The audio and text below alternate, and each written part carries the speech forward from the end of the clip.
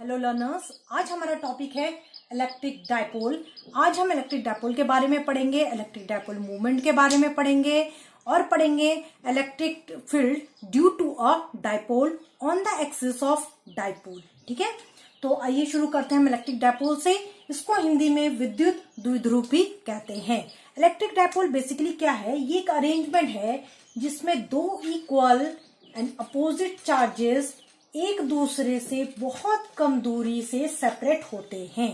ठीक है, और ये दूरी होती है 2L। किसी किसी बुक में इसको A से भी रिप्रेजेंट किया जाता है, 2A से भी, तो आप कंफ्यूज मत होइएगा। अगर 2A है तो भी राइट है, 2L है तो भी राइट है। जनरली यही दो टर्म यूज किए जाते हैं।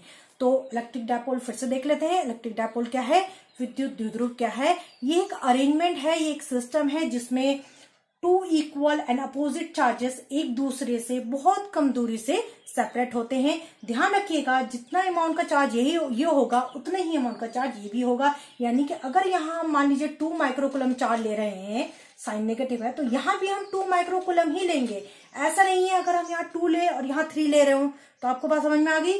ये दोनों चार्जों का जो मैग्नीट्यूड है वो सेम होना चाहिए और अपोजिट नेचर के होने चाहिए, और एक दूसरे से जो सेपरेट है वो डिस्टेंस होगी हमारी 2L। तो ये हो गया हमारा इलेक्ट्रिक डायपोल। ठीक है, अब नेक्स्ट टॉपिक है हमारा electric dipole movement. Electric dipole movement, इसको हिंदी में बोलते हैं विद्युत द्विध्रुव आघूर्ण। ठीक है, तो इलेक्ट्रिक डायपोल मूवमेंट को रिप्रेजेंट किया जाता है P से। ये प्रोडक्ट होता है जो हमने अभी इलेक्ट्रिक डायपोल बनाया। ये इलेक्ट्रिक डायपोल था हमारा, ये दोनों एक दूसरे से कितनी दूरी से सेपरेट थे? 2L डिस्टेंस से। तो इलेक्ट्रिक डायपोल मूवमेंट जो होता है हमारा, हम इसको P से रिप्रेजेंट करते हैं, और ये प्रोडक्ट होता है इनमें से किसी एक चार्ज का और इन दोनों के बीच की दूरी का, यानी Q इंटू 2L। ये हो गया हमारा इलेक्ट्रिक डायपोल मूवमेंट। तो इलेक्ट्रिक डायपोल मूवमेंट क्या होता है? ये प्रोडक्ट होता है इलेक्ट्रिक डायपोल के किसी एक चार्ज का और उन दोनों चार्जों के बीच की दूरी का। अब ये जो इलेक्ट्रिक डायपोल मूवमेंट है ये एक वेक्टर क्वांटिटी है, सदिश राशि है, तो इसका डायरेक्शन भी होगा। तो इलेक्ट्रिक डायपोल मूवमेंट का जो डायरेक्शन होता है फ्रॉम नेगेटिव टू पॉजिटिव होता है। फ्रॉम नेगेटिव टू पॉजिटिव होता है, जबकि केमिस्ट्री में इलेक्ट्रिक डायपोल मूवमेंट में जहां डायरेक्शन लेते हैं तो वो पॉजिटिव टू नेगेटिव होता है। पर ये फिजिक्स में आप बस फिजिक्स का ध्यान रखिएगा। अगर आप फिजिक्स के संदर्भ में बात की जा रही है तो इलेक्ट्रिक डायपोल मूवमेंट का जो डायरेक्शन होता है फ्रॉम नेगेटिव टू पॉजिटिव होता है। ठीक है, अब इसके SI यूनिट देख लेते हैं। SI यूनिट हो जाएगी इलेक्ट्रिक डायपोल मूवमेंट की। देखिए, चार्ज की होती है कूलम, ये L है, लंबाई है, लंबाई की होती है मीटर, तो इसकी SI यूनिट हो गई कूलम मीटर। ठीक है, ये हो गया हमारा इलेक्ट्रिक डायपोल मूवमेंट। अब नेक्स्ट जो मैंने अभी आपको पहले भी बताया था, जो नेक्स्ट टॉपिक हम पढ़ने वाले हैं वो electric field due to a dipole होगा। पहली जो कंडीशन हम पढ़ेंगे वो होगा on the axis of dipole. तो लिख लेते हैं, electric field due to a dipole.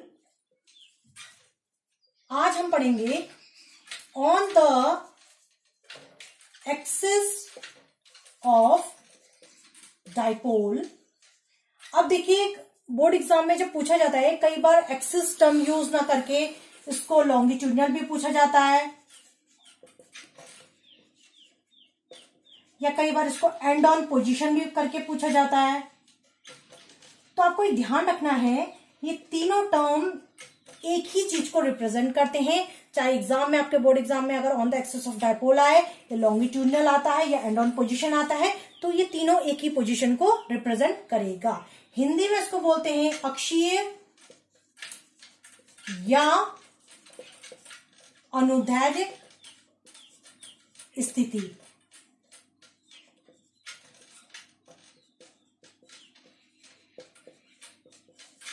ठीक है, तो आपके बोर्ड एग्जाम में ये बहुत ही पूछे जाने वाला टॉपिक है, तो इसको ध्यान से देखिएगा।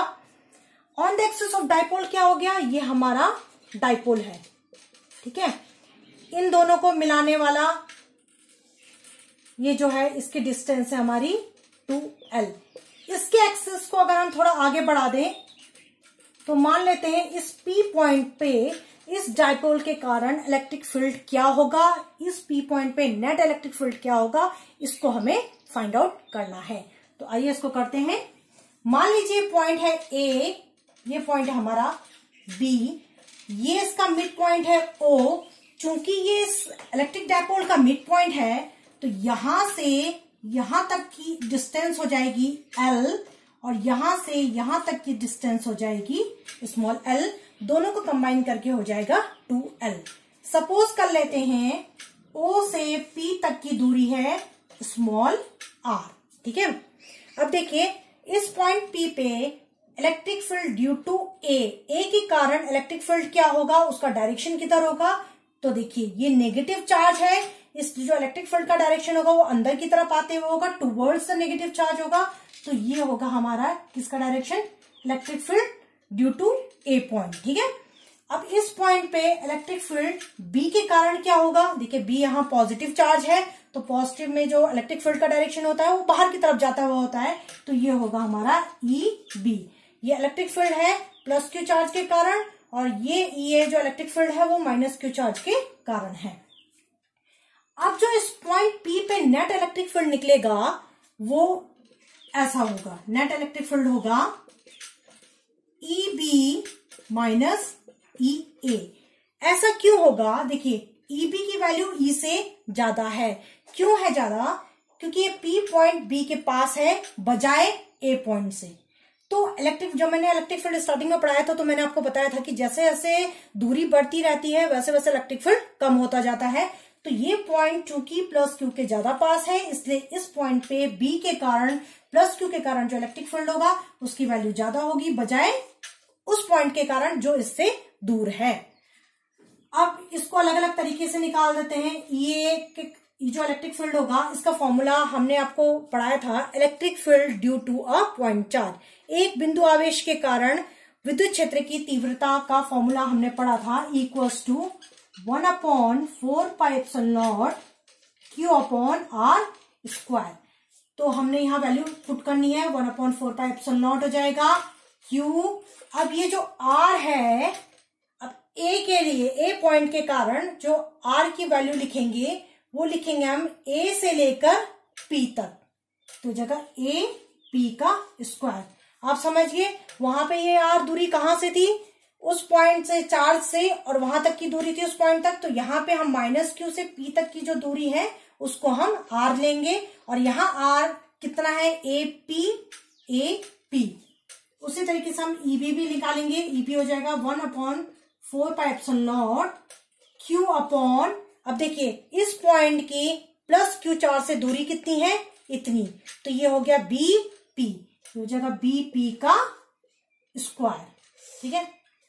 अब देखिए इस फिगर से आप AP की वैल्यू निकालिए, AP की वैल्यू कितनी है, AP। अगर हम इसमें से इसको प्लस कर देंगे तो ये पूरी वैल्यू निकल आएगी, तो ये पूरी वैल्यू हो जाएगी R प्लस L। उसी तरीके से BP की वैल्यू फाइंड आउट कर लेंगे। BP को हम निकालने के लिए अगर हम इतने में से इतने को माइनस कर लेंगे तो हमें इतना मिल जाएगा, और इतना क्या है, इतना है हमारा R माइनस L, यानी कि इसमें से इसको माइनस करेंगे तो हमारा ये पोर्शन मिल जाएगा, ठीक है। तो BP की वैल्यू हो गई R माइनस L। अब इन वैल्यूज को AP और BP की जगह पुट कर लेंगे तो हमारा EA की वैल्यू आ जाएगी 1/4πε0 Q/r प्लस L का होल स्क्वायर। EB की वैल्यू आ जाएगी 1/4πε0 Q/r माइनस L का होल स्क्वायर। अब इस EA इस EB की वैल्यू को हम इस इक्वेशन में पुट करते हैं, ठीक है। तो हमारा जो इलेक्ट्रिक फील्ड है, अभी EB की वैल्यू ये है 1/4πε0 Q/r माइनस L का होल स्क्वायर, माइनस EA की वैल्यू हमारी ये है 1/4πε0 Q/r प्लस L का होल स्क्वायर। अब हम इसको मैथमेटिकल तरीके से सॉल्व करेंगे। अभी हम मैथमेटिक्स लग जाती है। देखिए Q इसमें भी है, इसमें भी, इसको कॉमन निकाल लेंगे। 4πε0 यहां भी है तो इसको कॉमन निकाल लेंगे, बाहर आ जाएगा Q अपॉन 4πε0, अंदर बचेगा 1/r-l का होल स्क्वायर माइनस 1/r+l का होल स्क्वायर। इसको हटा देते हैं, ठीक है। अब इस इक्वेशन को हमें सॉल्व करनी है, तो इसको सॉल्व करते हैं। देखिए इसका हम एलसीएम लेंगे तो नीचे वाला पोर्शन हो जाएगा r-l का होल स्क्वायर जगह r+l का होल स्क्वायर। ये यहां पे था तो ये ऊपर इसके यहां आ जाएगा r+l का होल स्क्वायर, ये माइनस, यहां ये टर्म ऑलरेडी है तो यहां क्या चाहिए हमें, ये हो जाएगा ये r-l का होल स्क्वायर। यहां में एलसीएम लिया है, ध्यान रखिएगा, ठीक है। Equals to Q upon 4πε0। अब देखिए ये जो नीचे का टर्म है, अगर स्क्वायर को आप छोड़ दें तो ये क्या है, a माइनस बी a+b। ये किसका फॉर्मूला है, a square minus B square का। तब हम उसको बाद में होल को स्क्वायर कर सकते हैं, r square minus l square. अभी मैंने आपको स्क्वायर छोड़ने को कहा, अब स्क्वायर को लेते हैं तो ये आप इसको ऐसे लिख सकते हैं, आप चेक भी कर सकते हैं इस इक्वेशन को, कोई फर्क नहीं पड़ेगा, ठीक है। ये इसका ऐसे लिखा जा सकता है। इसको हम ब्रेक करेंगे, ये a+b का होल स्क्वायर का फॉर्मूला है, ये हो जाएगा a square plus B square plus 2ab, और ये हो जाएगा bracket a square plus B square minus 2ab, ठीक है। अब देखिए, अब अगर ये ब्रैकेट ओपन करते हैं तो अंदर के साइन सारे चेंज हो जाएंगे क्योंकि बाहर नेगेटिव है, तो कैंसिल क्या हो रहा है, r स्क्वायर से कैंसिल हो जाएगा क्योंकि ब्रैकेट ओपन करेंगे तो माइनस हो जाएगा। ये l स्क्वायर से कैंसिल हो जाएगा क्योंकि ब्रैकेट ओपन करेंगे तो प्लस की जगह माइनस हो जाएगा, यहाँ प्लस है, ये 2rl है, ये माइनस है, यहाँ भी माइनस है, तो ये दोनों मिलकर हो जाएगा 4rl। ये होगा Q अपॉन 4πε0, ये हमारा है 2rl minus minus plus 2rl plus 2rl हो जाएगा 4rl upon r square minus l square का होल स्क्वायर, ठीक है।